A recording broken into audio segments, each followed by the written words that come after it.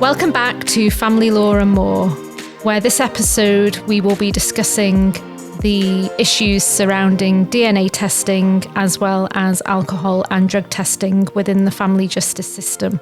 I'm Lisa Edmonds. My name is Bella Tate. And today we are joined by our guest speakers, Casey Baldwin and David Nicholson. Welcome both. Thanks, Lisa. Thanks, Bella. Great to be here today. Thank you. So Casey and David, I wonder if we could start out just by asking you what DNA Legal's mission and the services are that you offer. Great question. So DNA Legal is a business that I set up. I'm the managing director of DNA Legal, and we did this around 20 years ago. And what happened in the area of, say, family law, child custody cases is people are given a topic, a subject. They need to show that they are either related to someone or show that they've made a change in their lives. The reason why we set up DNA Legal was to make that process really, really simple and to also allow people to get a point of truth, to actually show that they're making a change in their lives and how can testing support them in order to make that change a confirmed reality with scientific evidence. So the reason why we do this is really to support people and to ensure that they have this opportunity whereby they're given a certain period of time to make a change, and actually we can reflect and represent them in the best possible light. Amazing. And I know that your name is DNA Legal, but just before we got on air, we were sort of talking about the different services you offer in terms of the testing. And I don't know if you want to just briefly explain all the areas that you cover in terms of your forensic analysis. Yeah, fantastic question. So the first thing we do, obviously, is DNA testing. And how we got into that originally was making the process really simple for solicitors. So when we set up the business, it was all about home paternity testing about 20 years ago. And we discovered that in the legal community, the way to organize a DNA test was very complicated. So we came on board and said, how do we make that simple? What can we do for solicitors to make it a really, really easy process? And by that, we ended up getting on board a load of clinics, collectors, and we basically said, you just give us your client's name and details. We'll contact them and arrange everything for you. As a result of starting and making that process really hassle-free for every practitioner, we were asked to say, well, we might do one DNA case or one DNA test in a case, but we have to do lots of drug and alcohol testing. So can you do the same excellent service that you do with DNA and bring that into drug and alcohol testing? And so from that route forward, we built up and established our drug and alcohol testing presence, first with hair testing. Then we were the first company to introduce fingernail testing into the UK. Mm-hmm. We introduced PEF testing, which is a phosphatidylethanol. That, again, 15 years ago wasn't around, but that was a test we brought in. I'm really started to introduce every type of test that you need around that in this area. We also do lots more complicated testing for forensics and for police and criminal cases and inheritance cases where you can take two people who are up to second cousins and show how they're related through their DNA for will and probates. But really today, this is all about, all about family cases, but there's incredible things you can do with DNA and science today. And it might sound like a bit of a stupid question, but here at Unichambers, there are no stupid questions. So can you explain why it's so important to have accurate testing in the family courts in relation to DNA, drug and alcohol and everything else? So that's another brilliant question. And what I love about why accuracy matters is if you have someone who is going through the courts and they have used in the past drugs, and now they're being told to present the truth, to be honest with what they've used or not used, and you can do a test that actually reflects that, then that builds confidence and trust, I would say, within the system. What we've seen time and time again is if you don't have that level of evidence or specific detail, then you'll have people who are either saying, I haven't used drugs, and they're showing up as positive because the way the testing's done doesn't distinguish between passive exposure to drugs or ingestion. Or what you'll also have is people who say, look, I have been smoking cannabis. And in one area of the country, we've had the council turn around to us and say 8 out of 10 of their tests are coming back negative for cannabis, even though their service users, even though the people going through the proceedings are actually saying, I have used cannabis. So in those cases, it means the trust is lost in the system. People don't trust, well, if you're negative for cannabis, but you've told us you've used that, what other drugs could you be taking? And on the other hand, then it means that the service users or the individuals, donors, go along and say, why did I bother telling the truth? Mm-hmm. And that is really, really a big issue, because if you're there to present the truth and you have said the truth and now you realized you could have got away with not saying the truth, what does that build for your overall confidence? And that's a huge topic. And there's many other areas as well where you can look at the testing and go, actually, by having the facts here, by knowing accurately what has been consumed now or in the past, it means that you're ultimately looking after the safety and the welfare of the children.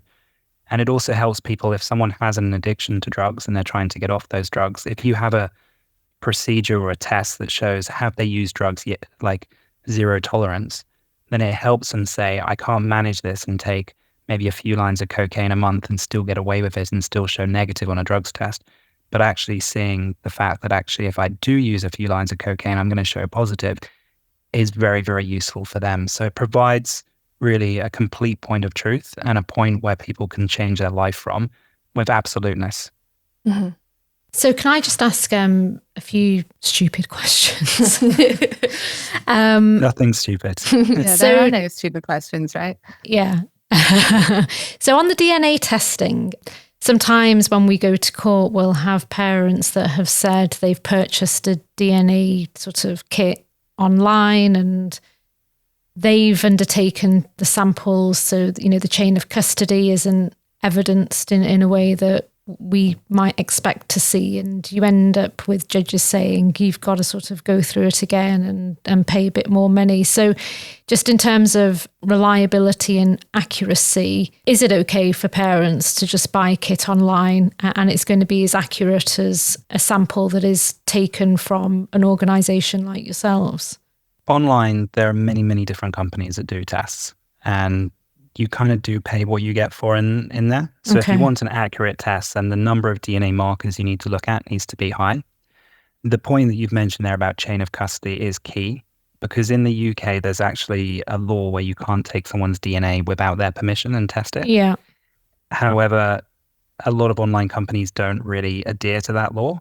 So what they can do is you can say, if you've got a family in a matter like that, they could be taking the swabs and everything could look correct. But we've seen so many cases where one party will then say, take a toothbrush of someone else's and use that, or take another swab from someone else. And so ultimately, we've even had cases before where people have pre-got envelopes, done tests of other people, and kind of mixed them all up together and signed it off to try and get the result they're looking for. Okay. So that's where the main part of it really comes down to the chain of custody.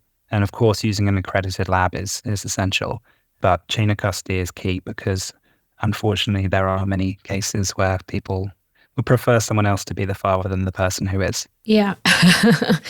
And on DNA testing, is it something that can be done during pregnancy? Yeah, you can do DNA testing during pregnancy as well. So that's one route to do it. The most accurate route for testing absolutely is the swabs, and we have people who will take the swabs again when children are just born. So what sample's taken during pregnancy? Is that blood? That's a blood sample, yeah. So whenever there's a pregnancy, in the mother's bloodstream is a baby's DNA, and that comes at higher or lower frequencies. There's a number of different conditions that mean you don't actually get the proper reading. So it covers a large chunk of people, but there are situations where you do need to wait until the child is born to have the testing conducted. Okay. And then I've got two questions related to drug and alcohol testing. So I often have female clients that genuinely get very upset at having to have a hair sample taken, because what they will describe it as is a sort of clump or a chunk being taken from the back of their head. And can you maybe just help us understand why so much hair has to be taken? So in terms of the amount of hair that needs to be taken, this comes down to the science of hair growth, which is a super exciting topic for me. Maybe not so for you. I like to think of it like the Pantene Pro V adverts. It's all good fun. I'm not Jennifer Aniston in this one, though. So what we've got is 15% of your hair is in a stage which is called sleeping. And it's not actually growing anywhere. Now, if you've used drugs in the past, that means that 15% of the sample now, and that resting phase lasts 6 months, 15% of that is going to have been from a previous time when perhaps you were consuming drugs. So if you take your sample today and you don't take enough hair, you could get a high proportion of what was prior hair that is sleeping, and therefore give you a potential false result now as to saying you're still using drugs when actually you may not be using drugs anymore. Given the fact that over 90% of our tests are positive for drugs. Really? Wow. So That's an impressive statistic. yeah, there's a high percentage that are positive there. Having enough hair means that you can give a much more accurate reading as to the fact that yes, perhaps you were using drugs to a level. That's why you're in this situation. Now you'll be able to show your decrease in drug use or your cessation of drug use far quicker with a decent enough sample. So it's really in their interests to do it.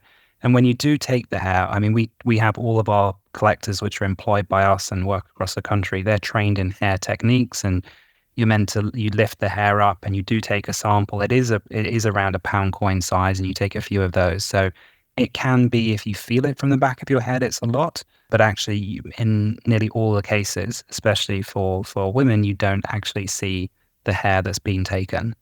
And that is a key thing. And we do actually send people videos on WhatsApp and on messages before about, hey, this is a video to explain how much hair is going to be taken. But yeah, it's definitely not one strand. And it's done on your hair weight. So if you have really fine hair, you're going to have to take more strands of hair to get the same weight as if you've got thick hair. So it's all about the weight of the drug, weight of the hair in the lab. Okay.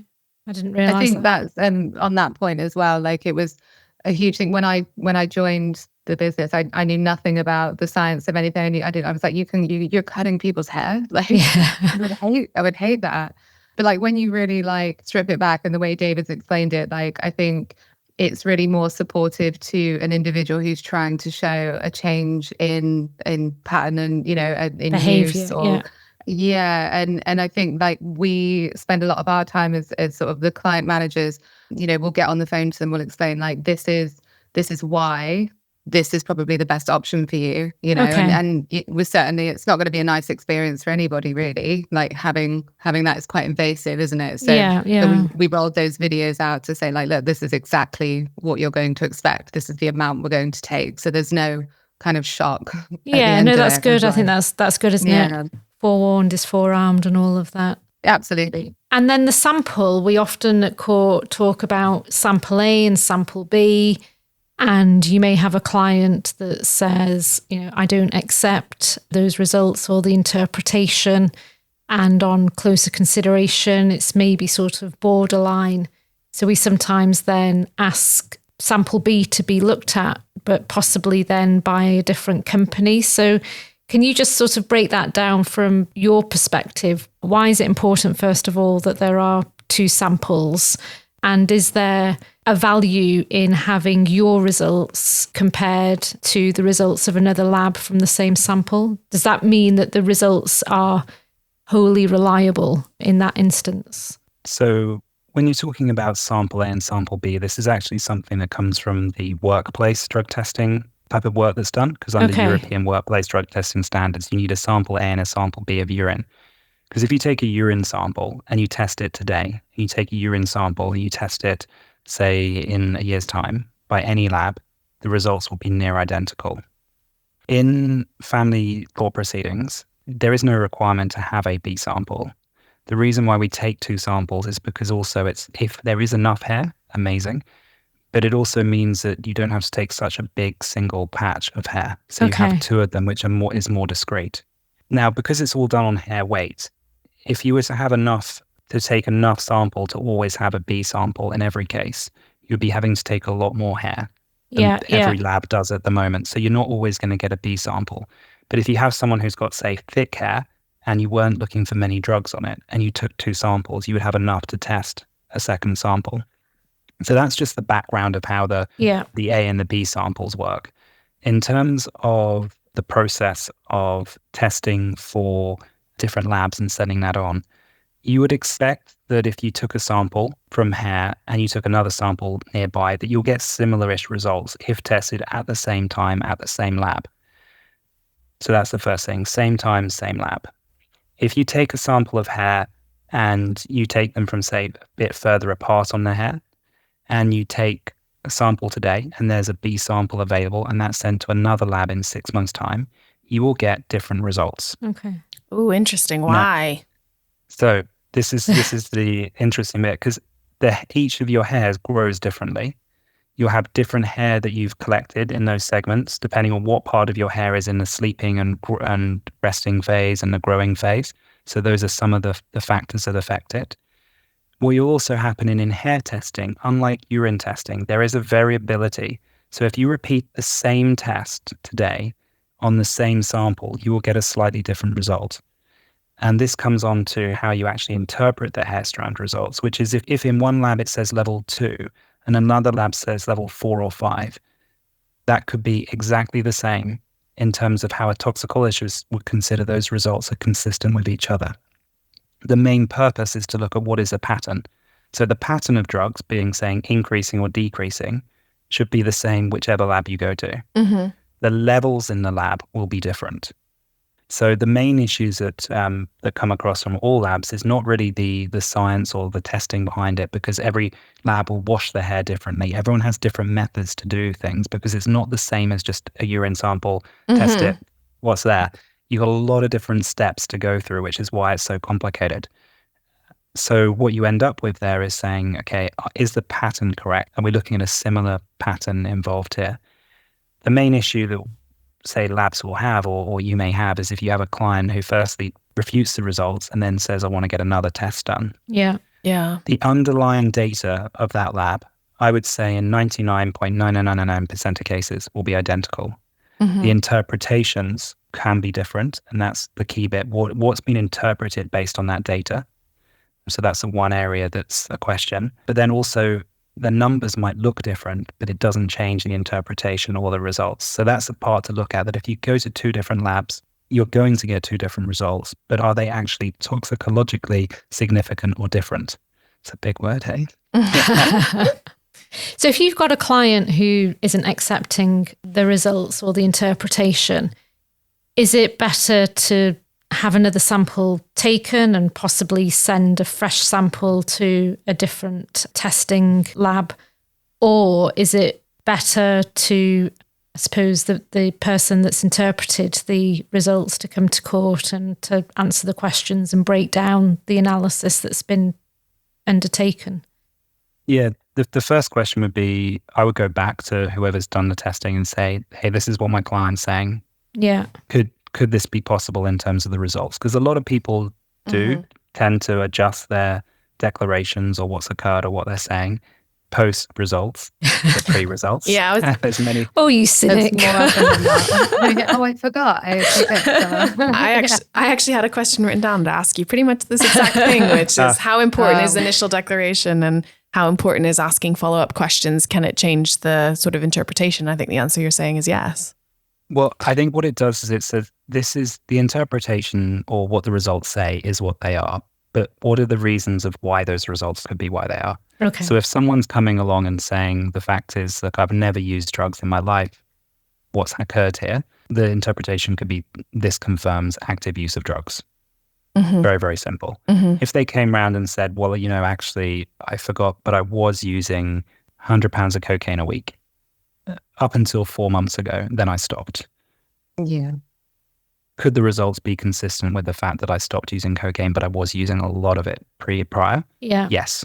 Okay. So that's Okay. that has a big impact. So if people are actually honest about what they've done, and we need to touch on the hair dye thing as well, but honest on what they've done in the first place, then it helps the expert actually interpret and get clarity on this.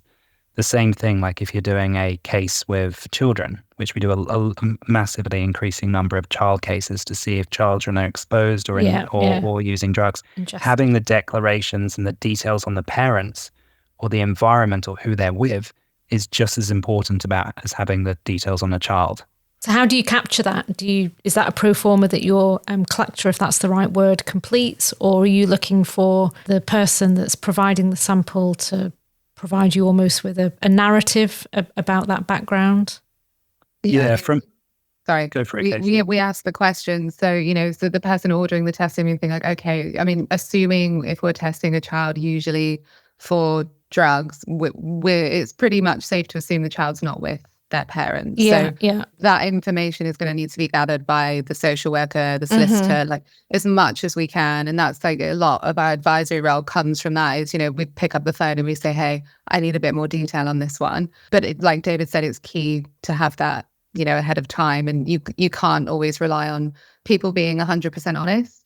And usually it comes back to when the results go out and they say, no, I didn't. And they call in and you have a chat and they go, oh, well, actually, I did go on a stag do, or I may have done this. And you think, okay, well, that's cool. Like, let us know. We'll put that in there. That's all taken into account for you. It's not, I think a lot of people think it is, we're sort of there to catch them out, but actually we're just there to support them. So, the more information they give us, the better. And it's nice. You kind of get that when you retest people as well, like the relationship and the trust is kind of built back up from kind of historical tests that they've had with, perhaps other providers. I've heard many stories of things like that, but it's all very personable here. And, it's about their journey and we're just a little part of that. So I think something as family law practitioners that we can take away from this is that initial declaration is really important, and to encourage our clients to be as open and honest with any testing company so that those interpretations that come from the results can be as accurate as possible. Absolutely. Yeah, that would be fantastic. If you guys could just ensure that would be. All right. Well, we're going to take a very short break here and we'll be back with Casey and David in a minute to talk about hair dye.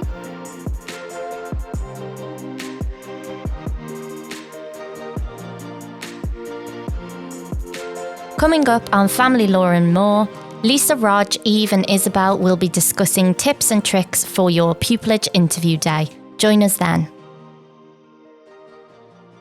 So, David, you mentioned before about hair dye. Tell us everything you know. Okay, so hair dye it's a fascinating topic because we have a lot of cases where I'll hear a judge has ordered someone to do a hair strand test, don't dye their hair. And I've had people say, as soon as my client's walking out the court, they're on the phone saying, go buy me some hair dye. No, never. So the problem that we have with this is twofold. Of course, hair dye or chemical treatments is going to remove a certain amount of drugs from the hair. So that's why people do it. But what they don't realize is it also backfires on them. So if you have consumed drugs, say once or twice or whenever it was you've consumed drugs or a few times, and you dye your hair, it moves the drugs up and down the hair shaft, which means now it looks like you're using drugs all the time. Oh, interesting. So that's one thing. So that doesn't help anyone. And it means that you can't get an accurate picture initially as what's gone on. The second thing is people will dye their hair and then will go and do a collection. And it actually takes time naturally for the hair to grow through the root. And the way that people actually end up dyeing the hair is you get less hair dye on the root of your hair than you do on the length of the hair, is basically what we see time and time again. And what it means is it looks like people have actually increased their use of drugs recently compared to previously using drugs. Whereas actually the reality could be they've either consistently used the drugs or they've used them more in the past and less now. But by dyeing the hair, it's done the opposite for them and made it look like they've suddenly had a spike in drug use, and that drug use has happened throughout the entire period that the hair is being tested. So it really doesn't help anyone. So if you can help people realize, look, please don't dye your hair, that would be great for us. Otherwise, taking nail samples and taking body hair also confirms whatever we need to do in the past and get the results for you. Is there any difference in terms of accuracy for body hair and nails? I know that the segmentation can be different, but so how does that work for the different samples that you guys take to test? So all of the drugs are incorporated and alcohol incorporated into body hair, nails, head hair. The difference is there's a lot more studies that have been done on how quickly does head hair grow. And when you've got body hair, it's much more variable and nails is more variable. So the accuracy of detection is the same between them, But because there's a lot more study and research into head hair, you can get a more precise interpretation of what those results mean. Whereas in body hair, you can't segment body hair. You can't segment nails. So you're kind of left with the only area where you can get the increase or decrease is through head hair by segmenting it. Or you would do consistent testing for nails over a period of time and things. So it's ways around it, but we just need to be quite aware of that. And segmentation, can you just explain what that means when you segment hair versus nails? So one of the real beauties about hair testing is you can get not only a track back of the use of drugs over a period of time, but you can actually, by segmenting it, you cut the hair into separate segments, which is normally about 1 centimeter at a time. And 1 centimeter gives, on average, a 1-month history of drug use. So if you've got 6 centimeters of hair, you can then cut that into 6 centimeters, which covers 6 months, so 6 times 1 month, and you can actually get a picture of what was being used in each of those months. Which is why the declarations are so important, because if you say 6 months ago I was using cocaine regularly, then your hair segmentation should follow that if it's an accurate declaration. Correct. And then by knowing it before that is also key, because hair doesn't grow at 1 centimeter per month. That's the average. So it can grow anywhere from 0.5 centimeter a month to 2.2 centimeters per month. So again, by knowing this declaration and considering hair growth rates, that has a big impact to the interpretation of it. And that's a whole nother segment to open up and discuss, which is your average hair growth rates and how that affects the interpretations. And again, if someone had used, say, cocaine 6 months ago and is still showing positive today, depending on how much drugs they were using and what those decreasing levels are, they could actually be showing the truth of what's actually gone on. Even though the test comes up with some positive results today, it could have been through cessation sort of 4, 5, 6 months ago, depending on how much they were using then. Hence the declaration. So can I ask then, what's on the horizon in terms of the science and testing? Are there any exciting developments? In terms of where testing's going, I think the precision is key, but it's also about testing perhaps the wider panels of drugs. Like we're seeing a big shift in drug use at the moment across the country, huge increase in things like ketamine use. I'm not sure if you've been following the news about the purity of cocaine in the UK at the moment, but again, due to the way that cocaine's being bought into the UK, we've seen a big shift from about a 15-20% purity up to about 70% purity cocaine. Wow. So that's a big, big change. And naturally, that's kind of come in and it's had safe passage into the UK, crossed from South America by some of the European cartels coming through the Vatican and then into the UK. The Vatican? Wow. Yes, there's a lot of news studies on it and things that you can read about. And what that means is that ultimately, I think someone was saying recently in one of those stories that cocaine is one of the biggest things killing a lot of the children in the UK as well at the moment. So it's the most prolific drug, because if you take a cocaine at say 5, 10, 15% purity to 70%, it's going to have a big impact. Yeah, of course. The same thing with cannabis. Cannabis 15 years ago is nothing like it is today. Today it's much, much, much stronger. So I think the area when it comes to testing is more around being able to identify what has gone on, what drugs are being used, and then to be able to support people to make changes around those. And that's really where it comes in, and testing more different levels, areas. But the science itself is very, very sound. I think what we're going to get to and what will be brilliant is getting to this simplification of interpretation. And then when you have questions, it should never really be about one lab fighting another lab or one expert fighting another expert. It should be really about those questions and how are they presented to you and to the court and to the client, so that actually people realize it's the same thing that's being said. Yeah. And therefore you can have a bit more clarity, because at the moment there can be the differences which aren't actually different. I have a quick question about how us as legal practitioners read the reports. I think that a lot of professionals actually will just skip to the executive summary in relation to drug testing in particular. And because we're not scientists and we're not, people that understand the chemical symbols and everything else that you get in testing sometimes, and was wondering if you might have some tips about how, as professionals, we can read the whole report and what the benefits are.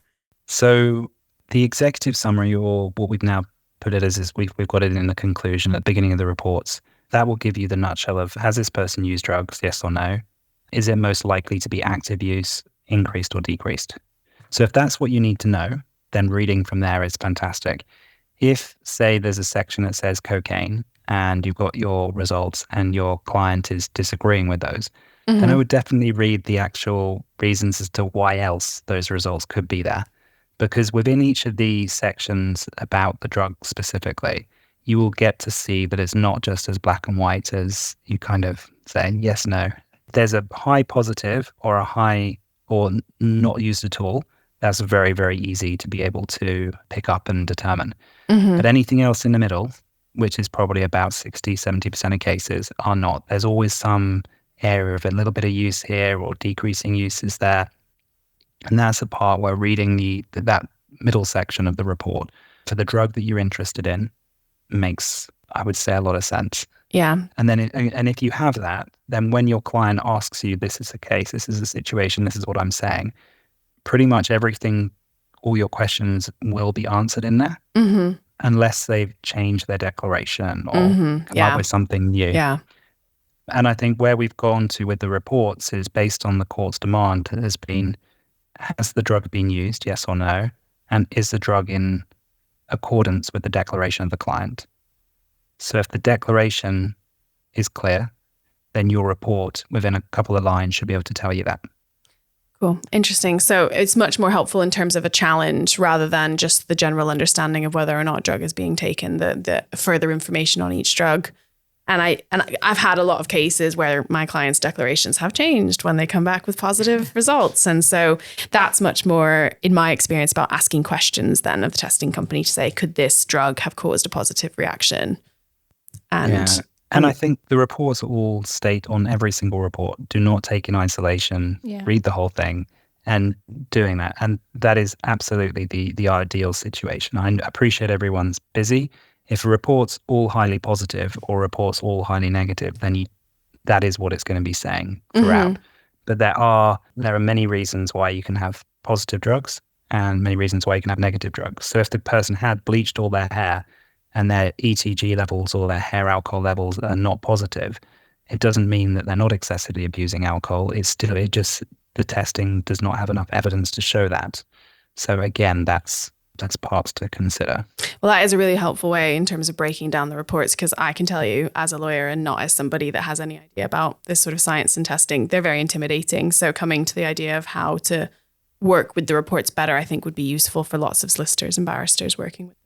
Yeah, we do whole sessions on interpreting and reviewing expert reports, how to read reports, what's important, how to challenge the evidence of those reports. Because like I said, when we deal with it every single day, you're doing your fantastic job at supporting everyone in your jobs every day. And whilst you're using testing, it's not a 15 cases a day, I don't think. Perhaps it is. I think like David said, it's always like, we don't expect you to understand that. That's what we're here for. Yeah. Yeah, you can ask anything at any point in time about any case, and you should be able to do that to whoever has done the testing and be able to get a decent, quick response to support you with it. And then I have another question, and it's sort of linked to the hair coloring and hair bleaching, but do you have any really good examples of people really trying to get out of drug testing beyond just cutting their hair or bleaching their hair? Has anyone done anything absolutely crazy to try and avoid giving samples? It's really funny you mentioned that, because we actually have an event coming up in Liverpool with you guys, and the whole session is about that, how donors try to manipulate the results and avoid testing. There are so many examples. I will say it's really surprising of how many men shave their arms and underarms and legs in the UK. That I never knew that was a common thing for men to do until I started this job. Well, they're deciding to become swimmers. They need to be. Well, a lot of them are athletes. Yeah, we get that. We get that too. There's one case that we had that was, I love it, it's one of my favorite ones, and I haven't had a better one than this. And we're asked to do a hair strand test on a gentleman. And he organizes the appointment, and he has to just move it a few doors down or something before the collector's arriving. So we arrive at this place, and he said, you just need to meet me out to my house. And he arranges it in a pub garden. this is the first bite in a beer garden. Pretty bold. And, Red and flag. we're like, okay, there's in there. And he's saying, look, I thought I'd just, explain to you now because I've had a bit of an accident at work. So I don't think you're going to be able to take the hair. So he's sitting in the beer garden telling this to the collector. And if you imagine, say, hair wax. Yeah. But you imagine covering your entire head with hair wax. So it's perfectly designed. Like, I think like the Smurfs, if you get an image of like a Smurf haircut here. Absolutely perfect. But that's not hair wax. And so he turns to the collector and says, yesterday, I was at work and I was on the scaffold and I tripped and I fell head first into a bucket of tar and concrete. And so absolutely perfect. I mean, if you could see it, it's amazing. It's like absolutely perfect. It's around the hairline. His face wasn't covered. There was no cuts on anything. Perfectly styled hair. And so the collector's just like calls up the lab director and is saying like, okay, what do we do here? And we just said, just take the sample. Just take the sample. Just take the sample. Hair was still wet, by the way, too. So that was another. Yeah. Can you imagine like the consistency of like a face mask? Yeah. What? All over his head. Like Tar and concrete mixed together. It know. was insane. So we take the hair sample, take it to the lab, we wash the hair sample. The person was being tested for, I think it was something like a 9-panel, a lot of different drugs. And nearly all of them came back positive. And we're like... I was going to say, I bet he had a negative drug test. Wow. It was nearly all of them positive. And you're like, how did you come up with that most elaborate scheme to go through this entire thing? Could have just shaved your head and then we wouldn't have got those results. Yeah. But anyway, that was an amazing that is way a good to one. avoid a test. Oh, I was hoping you'd have a good story. Excellent. I did have a case last week where making the direction talk about not cutting the hair, and the party said, well, I've got to cut my hair because I train 3 times a day and I'm a serious athlete. He clearly wasn't an athlete. But it's interesting that it was the first time I've heard that as an explanation for keeping your hair short, but it sounds as though you guys have heard that maybe once too often. We have a thing in the office that running at the moment of the best excuses that we get, and it's a lot. A lot of it will be in the. I was going to say we've all got to come to Liverpool. Yeah, please come. Yeah, sounds like it's going to be a comedy show. Oh yeah, absolutely. We've got one of our collectives attending as well to give her stories. Like she's actually out there in the field, and some of the things. I mean, it's a daily thing. Can imagine. Yeah, crazy. Well, I think on that happy note, that brings this episode to a conclusion. But before we let you both go, I think you got tipped off that we have an in-house game called Roll That Dice. And if you're both willing, we're going to roll that dice and see what or how it lands. Is that okay? Fantastic. Let's go for it. Okay, so it's landed on Desert Island. Okay, great. So I'll take over from here. So we play basically an abridged version of Desert Island Disc. So we're going to ask you both, because we've got 2 wonderful guests. So both of you to tell us, if you were left on a desert island, what one book would you take with you? What one song would you take with you? And what one luxury item would you take with you to your desert island? So, oh gosh, okay. No pressure, obviously. Yeah, I think I've got it actually. So book, I mean, I don't specifically the exact book, but anything by Stephen King I would take. Oh yeah, and it would have, because they're thick books, right? Yeah. So I don't know how long. That's a good idea. Yeah. Yeah. Song would be probably my favorite song is Purple Rain by Prince. Yeah. So I'd take that, and it's chilled. You're on the beach, exactly. Right? Good vibes. Classic. Yeah. And luxury item, can it be my dog? Like, of course. She's luxury, and David knows how much I love my dog. So I would say she would be my luxury item. Excellent. Cute. David, All no right. pressure. Can you match that No or pressure better here. it? I can't match this in that. She's just like nailed that totally. I think firstly, if I'm on a desert island, I need just a book of like survival in some way, because that's quite important. Whatever book's on there on survival. I do quite a good Spice Girls karaoke, so I think we'll take a Spice Girls rendition song on that. Oh wow. He says, sorry to interrupt, David. He says it's it's like his own version. Oh, right. So maybe it's a good, yeah. Maybe he wraps it. Yeah. Radio. Yeah, exactly. That's good in there. A luxury item. I think if I'm on a desert island, I just need a tent. That's luxury to me at that point. I don't like mosquitoes and things like that. So we'll go with that. Probably you're not built for the outside.